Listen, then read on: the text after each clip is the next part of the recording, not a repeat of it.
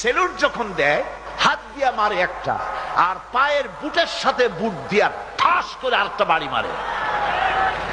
আমি প্রথমে বুঝি নাই যে এর মারেফতটা কি। হাত দিয়া মারলো কিন্তু পাও দিয়ে আবার মারে কেন? পরে চিন্তা করলাম কাজ তো ঠিকই করে।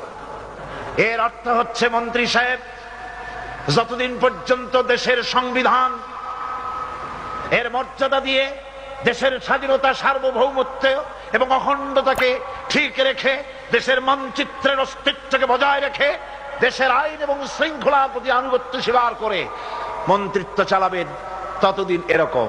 কিন্তু বিদেশের দালালি করে যখনই দেশ বেচবেন, মানচিত্র বিক্রি করবেন, দেশকে খণ্ডিত করবেন, দেশের আইন শৃঙ্খলা আপনি নিজেই লঙ্ঘন করবেন, তখন আর হাত দিয়া না, তখন পাও দিয়া।